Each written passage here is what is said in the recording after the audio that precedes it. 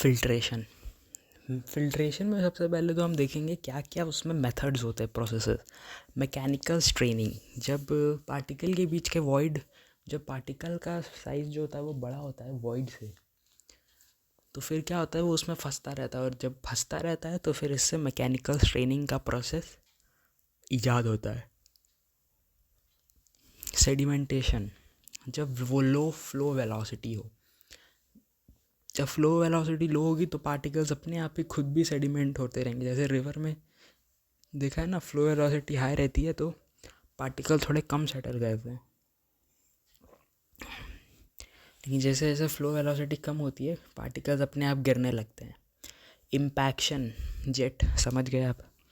Interception, जब vendor वाल force का जो अट्रैक्शन लगता है दो पार्टिकल्स के बीच में, अगर कोई महिला मित्र हो तो उस टाइप का अट्रैक्शन। बायोलॉजिकल, क्योंकि माइक्रो ऑर्गेनिजम्स हम बाहर पे सटा के रखते हैं, पानी आता है ऑर्गेनिक मैटर खा लेता है, तो smudge deck. Slow sand filtration, slow sand filtration सबसे पहले तो सिंगल मीडिया, ग्रेविटी स्लो होता है, एफिशिएंसी ज़्यादा होती है, रेट ऑफ फिल्ट्रेशन कम होता है। तो फिल्टर मीडिया के बीच में H2O ज़्यादा रुका, फिल्टर मीडिया के बीच में H2O ज़्यादा रुका यानी ज़्यादा समय तक रुका, तो ज़्यादा एफिशिएंसी आई। इसमें प्री ट्रीटमेंट देने की ज़रूरत नहीं है, पोस्ट ट्रीटमेंट भी ऑप्शनल है, मन है तो दे दीजिए, वरना कोई रिक्वायरमेंट नहीं है। तो सेडिमेंटेशन का रिक्वायरमेंट नहीं है, कोआगुलेशन का रिक्वायरमेंट नहीं है, डिसइंफेक्शन का भी रिक्वायरमेंट नहीं है, ऑप्शनल है। अब इसमें D10 साइज़ छोटा होता है, डायमीटर छोटा होता है, तो साइज़ ऑफ वॉइड भी छोटा होता है, बट नंबर ऑफ वॉइड्स ज़्यादा होते हैं। CU कोफिशिएंट ऑफ यूनिफॉर्मिटी ज़्यादा होता है, वेल ग्रेडनेस होता है, ठीक है। तो ओनली ऊपर के लेयर में ही सारा काम झाम वर्क होता है इसमें, ये एक इम्पॉर्टेंट बात है। और फिल्ट्रेशन में every sand particle takes part in filtration. और DU और D10 और CU particle size and coefficient uniformity directly depends on rate of filtration, but in slow sand filter ऐसा नहीं होता है। स्लो सैंड फिल्टर में सैंड होता है, ग्रेवल होता है, ग्रेवल एक सपोर्टिंग मीडिया होता है, और सैंड जो होता है वो सैंड को बचा देता है, कहीं वो वहाँ से हट ना जाए।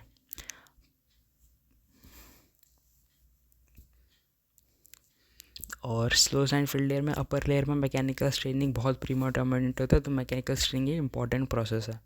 Surface area discharge upon rate of filtration होता है, और अगर ऑपरेशन में N दिए हैं तो हम N+1 प्रोवाइड करेंगे इसमें, ठीक है। उसके बाद हम आ जाते हैं रैपिड सैंड फिल्ट्रेशन में। रैपिड सैंड फिल्ट्रेशन में सबसे पहले तो डायग्राम में 1 वॉल्व, 2 वॉल्व, 3 वॉल्व, 4 वॉल्व, फिर 5 वॉल्व और 6 वॉल्व।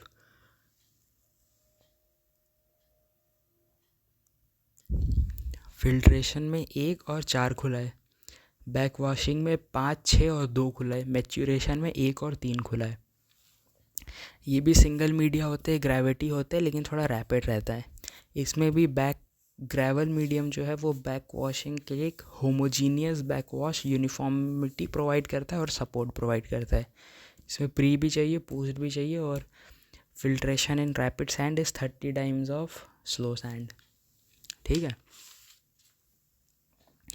और DU जो होता है इसमें साइज़ ऑफ वॉइड, पार्टिकल का डायमीटर ज़्यादा होता है, साइज़ ऑफ वॉइड भी ज़्यादा होता है, साइज़ ऑफ वॉइड भी बड़ा होता है। जैसे स्लो सैंड में साइज़ ऑफ वॉइड छोटा था लेकिन नंबर ऑफ वॉइड ज़्यादा थे, इसमें साइज़ ऑफ वॉइड ज़्यादा होता है। CU कम होता है तो लेस वेल ग्रेडेड होता है। All layer take part in filtration. Rapid sand में D10 CU depends on rate of filtration पर डिपेंड करता है। Every sand particle takes part in filtration.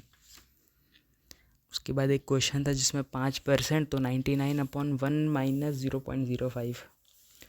अब हम बात करते हैं हेड लॉस वाले पार्ट की। तो हेड लॉस होता है, अगर पहला है तो उसकी पोरोसिटी N है और D है डेप्थ, तो head loss is equals to D 1 - N G - 1।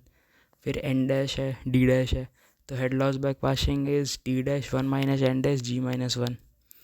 उसके बाद एक पार्टिकल है, उसकी वी बी बैक वॉशिंग है और वी एस सेटलिंग है। तो अगर बैक वॉशिंग की वेलोसिटी सेटलिंग वेलोसिटी से ज़्यादा हो जाएगी तो सैंड का पार्टिकल डिस्प्लेसमेंट करने लग जाएगा। तो rate of filtration will always be less than rate of back washing, but rate of back washing should always be less than rate of back washing. हमेशा रेट ऑफ फिल्ट्रेशन से ज़्यादा होगी, लेकिन rate of back washing should always be less than smallest particle settling velocity.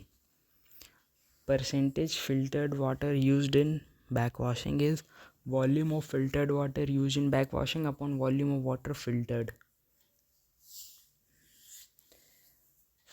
between backwashing। तो volume of filtered used in backwashing, तो rate of backwashing होगा, और volume of water filtered between backwashing क्या होगा, फिल्ट्रेशन और maturation. उसके बाद head loss, तो इसका फॉर्मूला हो जाएगा एन डैश यानी porosity of expanded depth is backwash velocity upon settling velocity की होल पावर 0.22, या backwash velocity is settling velocity porosity of expanded depth 4.5। Filter depth बढ़ेगा तो एफिशिएंसी भी बढ़ेगी। ठीक है, तो इससे हमारे पास एक फॉर्मूला होता है, क्योंकि कॉन्सेंट्रेशन एफिशिएंसी क्या डिपेंड करता है, initial concentration. Particle removal efficiency क्या होगी, एक बेड है में C1 आया C0 गया, तो efficiency C1 minus C0 upon C1 into 100। So filter constant क्या हो गया, 1/z L log ln 100 upon 100 minus n will be equal to 1/z ln CI upon C0। फिर एक क्वेश्चन कर लिया उस पर, एयर बाइंडिंग। एयर बाइंडिंग क्या हो गया, हेड लॉस वाला जो पर्टिकुलर होता है नेगेटिव हेड लॉस बन जाता है, तो पार्टिकल सक इन हो जाता है। तो फ्रीक्वेंट बैक वॉशिंग से इसको करेंगे। क्रैकिंग ऑफ फिल्टर ब्रेथ यानी क्रैक डेवलप हो जाता है, तो पार्टिकल जो है वो बेड में फिल्टर होने की जगह क्रैक से पास हो जाता है, तो मैकेनिकल स्ट्रेनिंग, तो वो स्ट्रेनिंग करते हैं।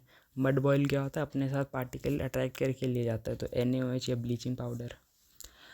प्रेशर फिल्टर, प्रेशर फिल्ट्रेशन में सबसे कम टाइम लगता है, लीस्ट। डुअल मीडिया, इसमें ऊपर वाला जो होता है उसका स्पेसिफिक ग्रेविटी कम होता है, नीचे वाले की स्पेसिफिक ग्रेविटी ज़्यादा होती है। कोर्सर से फाइनर। Dual media filter rapid Sandy होता है, लेकिन इसमें 2 मीडिया होता है। इसमें फ़िल्टर रन का समय ज़्यादा होता है, फिल्ट्रेशन की एफिशिएंसी ज़्यादा होती है। फ़िल्टर रन होता है time interval between 2 back wash. Multimedia filter में 3 आ जाते हैं।